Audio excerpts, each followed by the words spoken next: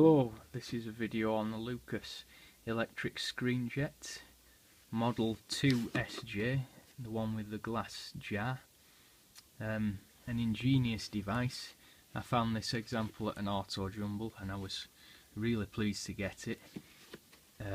It's got the remains of its original box, which is nice. Nice artwork on it. Lucas. It did come, all it came with was the actual bottle itself and the motor and the bracket.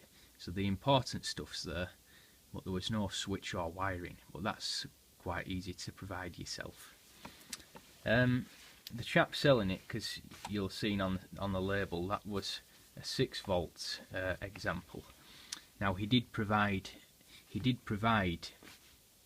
a 12 volt motor unit as well. Because neither of them were working, I've dismantled them to repair them and swap them round, because my car is 12 volts. Not that I don't think I'll ever be fitting it, because all mine have screen washers. But I wanted to get them working anyway. Most British cars have been 12 volts since the 1960s. So this would have been sold aftermarket as a kit. 6 volt, mainly pre-war cars, so you could have bought one to fit it to your existing car, which is what happened in Britain, because very few cars came with screen washers as standard.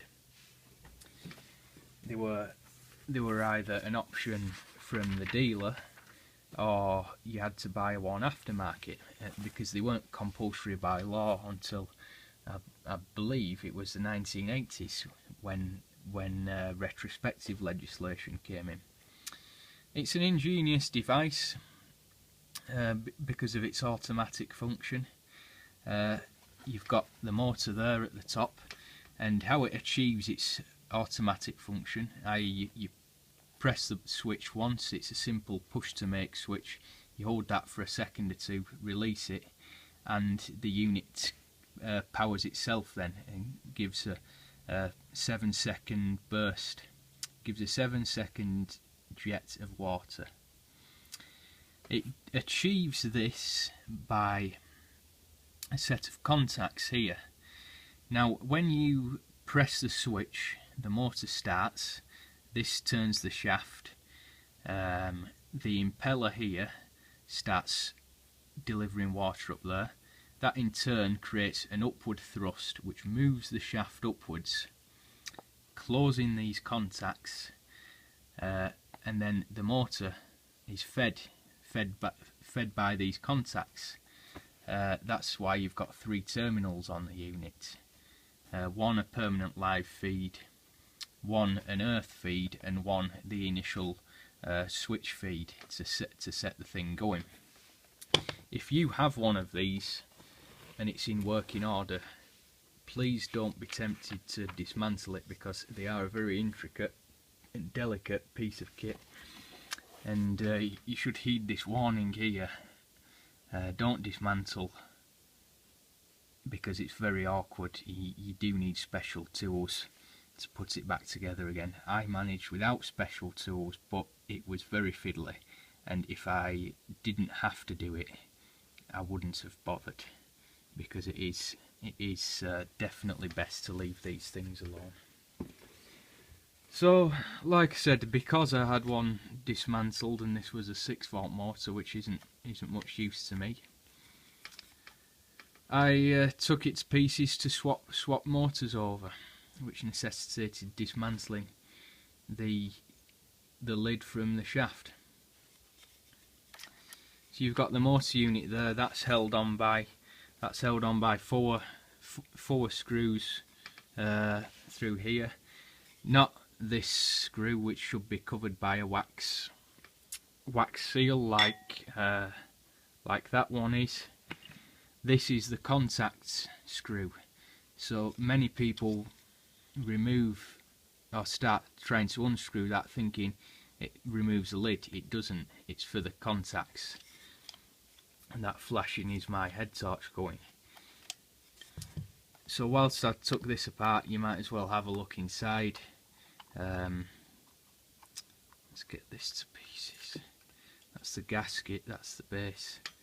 You can see there the contacts.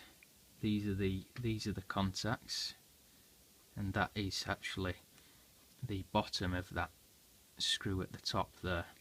So as the motor turns, that moves upwards with the thrust and closes those contacts to keep the motor running. And then when the thrust is no longer present, the motor drops down and the contacts open again. Really neat bit of kit. Anyway, before my head torch battery dies, let's get this thing going, because that's what I'm sure you've all wanted to see. This is my 12-volt example. Well, first of all, the one drawback I've noticed with the system is that as the water level decreases, even though there's still quite a lot of water in there, the chamber will only fill up as high as the water level. The chamber needs to be fully submerged for it to fill completely with the head of water, because the intake is underneath there at the bottom. That is the gauze intake for the chamber. So you do need to keep the water level above the delivery chamber. But that, it's a minor drawback really. You just keep it topped up. Right, so now I can actually fill the thing up. The rubber cap, again, you can buy reproduction ones of them, because the rubber gets old and perished or it goes missing. This acts as a measure for methylated spirits to prevent freezing. I think most modern screen washes don't need you to add meths to it anymore, so you obviously had to in the old days. So I'll just fill that up, put a drop more in there so the delivery chamber is submerged. So then you should now, it does take a little while to fill, but you can see that blue chamber filling itself up. That takes roughly 10 to 15 seconds, so after every operation you do have to wait if you want a full charge delivered to your windscreen. Right, so I've just set up this test rig here. The wiring colours aren't correct, so don't go off them. This is how your wiring should be. You've got the key there. Like I said before, a simple matter to obtain the right wires, and a push to make switch. So for these purposes of testing, this wire will represent my switch. You've got the earth here. Check the polarity of your car, whether it's negative earth or positive earth. That needs to be correct. So I've got negative here, positive here. That's the permanent live feed. Well, terminal A4 of the fuse box that should be connected to, which I think is the one that's only live when the ignition switch is on, which would make sense. So you're in the car, you've got some mud or rubbish on the windscreen, you want the washers, you push the button, this is what happens.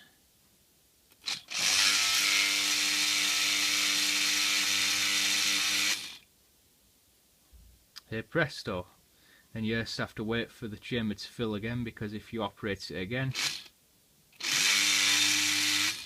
it doesn't run for quite as long. So we'll just give that a few moments to fill up. It may, in practice, I know I've used this length of wash tube, one because that's what I had, and two, that would simulate a similar length to what you have in the car anyway. it might be desirable to put in, I'll turn this thing off, it's annoying me. It might be desirable to fit a one-way valve somewhere, so to avoid bleed back, because you want to use the precious time this runs to get the full whack, to get the full squirt of water. So it may well be beneficial to install a one-way valve somewhere in the system to stop the water draining back down. That chamber's full again now. Let's give it another blast. So again, this represents the switch being pushed. This represents the switch on the dashboard being pushed. You just operate that, press the switch.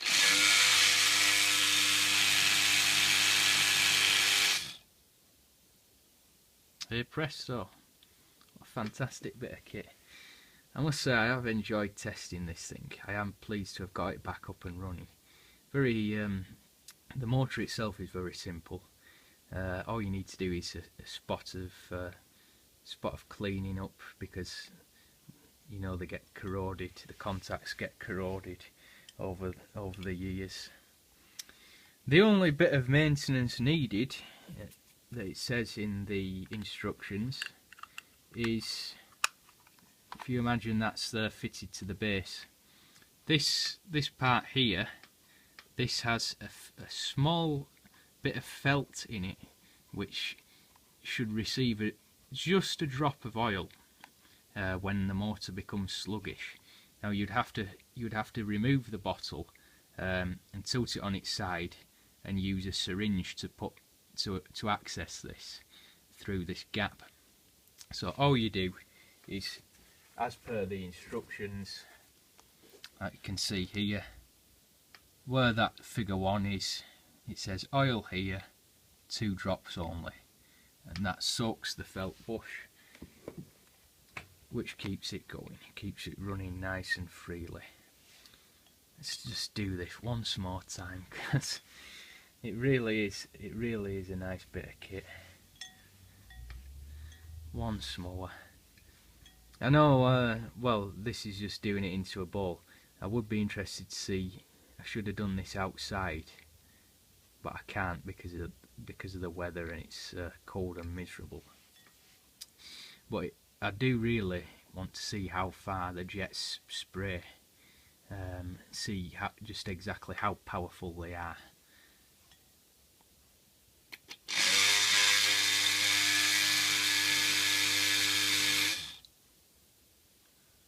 There we go. Well, I hope you've enjoyed that. I've done the best I can given my limited resources. Next one I hope to do is one of the Tricore vacuum operated screen washer systems. But I've got to find a source of vacuum that's powerful enough to operate it. So that's one of the next videos I hope to do. But for now, this will have to do. Lucas Screenjet. Very nice piece of kit. Thank you.